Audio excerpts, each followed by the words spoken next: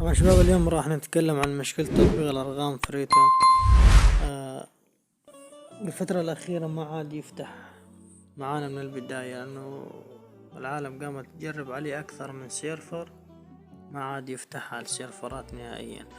وإن شاء الله راح نحل هذه المشكلة. السلام عليكم حبايب قلبي، شلونكم؟ إن شاء الله الكل يكون بخير. في البداية راح نتكلم عن تطبيق الأرقام فريتون، لأنه ما عاد يفتح على السيرفرات، وأكثر الناس قاعد تقول لي ما عاد يفتح معانا التطبيق، شنو مشكلته؟ في البداية اختارينا سيرفر الولايات المتحدة عشوائي، وشغلنا الفي بي ان. راح نروح على التطبيق. طبعا شباب ركزوا معي، النسخة هذا حثبتها اني، هذه نسخة حديثة. ركزوا معي، هذه النسخة الحديثة اللي قاعد افتحها هسه، هذا النسخة الحديثة. راح اشوف تفتح معاي او لا، لانه اكثر العالم قاعد تقول لي التطبيق ما عاد يفتح معانا. يعني جربنا كل السيرفرات، ما خلينا السيرفر، ما بدلناه وما فتح معانا التطبيق. ان شاء الله راح نحل المشكلة هذه.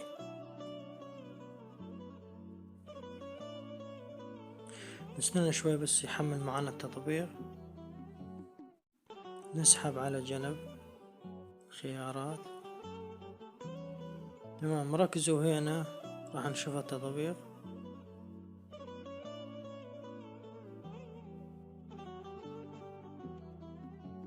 طبعا أنا حاولت بأكثر من سيرفر على النسخة الحديثة، ما فتحت معاي. هذه مو أول مرة، يعني أكثر من سيرفر شغلت الولايات المتحدة وكندا وإسبانيا، ما فتح معاي تطبيق على النسخة الحديثة هذه، ولا سيرفر اشتغل معاي.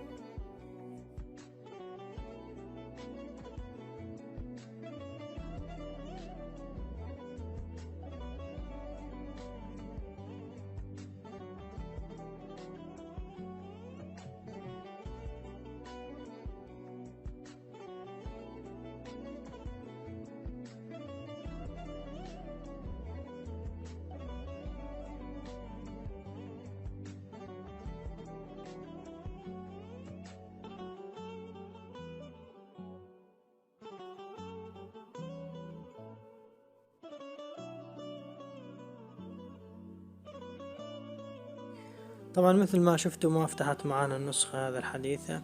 ايش راح نسوي؟ ما راح نبدل سيرفر ولا شي، راح نلقى تثبيت النسخة هذا الحديثة. راح نلقى تثبيت السيرفر، نخليه شغال. الولايات المتحدة ما عندنا مشكلة مع السيرفر. راح نلقى النسخة هذه. ايش راح نسوي؟ راح ندخل نثبت النسخة القديمة.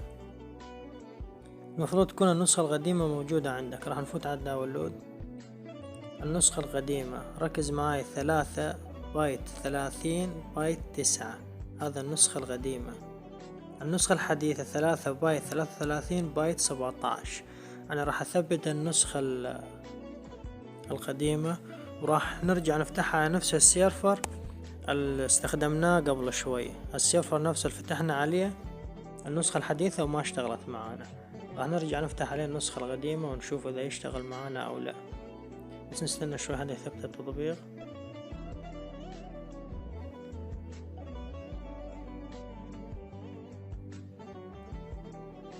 بس تنزل النسخة. هذا النسخة القديمة راح نفتحها نفس السيرفر مثل ما شفتوا. يعني ما قصيت شي بالفيديو ولا قدمت شي ولا أخرت شي. السيرفر هو نفسه مشتغل على الولايات المتحدة، ما بدلت الفي بي ان.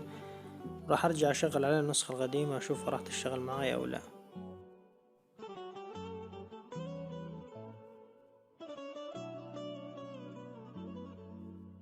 نستنى شوي بس يحمل التطبيق. تمام، نسحب على جنب هذا، نطيها.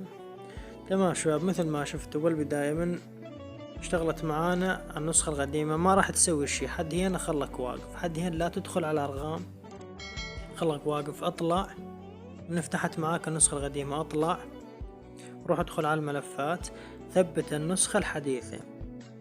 مثل ما شفتوا اشتغلت معانا النسخة القديمة مباشر. ما ندخل على الارقام او ما نسوي اي شي، نجي نثبت النسخة الحديثة. نستنى النسخة الحديثة حتى تثبت معانا، لانه النسخة القديمة ما راح تكمل معاك. راح ينطيك مشاكل. اول مشكلة راح يختفي معاك الارقام، ثاني مشكلة راح ينطيك تعذر الاشتراك، وراح تصير معاك مشاكل. اما راح نثبت النسخة الحديثة فوقها، نرجع نفتح التطبيق من هنا.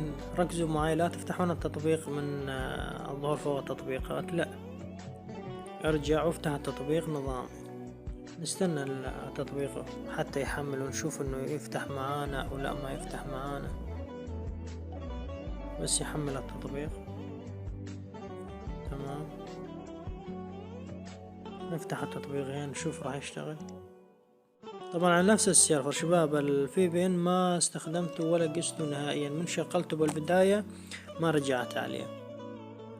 عبارة تفتح النسخة القديمة، بس تفتح معاك تروح تثبت النسخة الحديثة وترجع. ركزوا معاي، تشغل النسخة القديمة، بس اشتغلت معاك مثل هيك تروح تحدث التطبيق وترجع تفتح نظامي من دون مشاكل. هاي طلعت معنا ارقام من دون مشاكل من دون اي شيء. شباب باقي الشرح تعرفونه انتو، بس اكثر الناس قاعد يقولوا نواجه مشكلة ما قاعد يفتح معانا التطبيق، وقاعد يقولوا لي جربنا اكثر من سيرفر، يعني ما خلينا السيرفر وما جربناه وما فتح معانا وما اشتغل معانا التطبيق. مثل ما قلت لكم، تشغل على النسخة القديمة بس يفتح معاك، ينطيك خيار الارقام، ما تفتح الارقام، تروح تثبت النسخة الحديثة وترجع تكمل شغلك من دون مشاكل، يفتح معاك نظامي.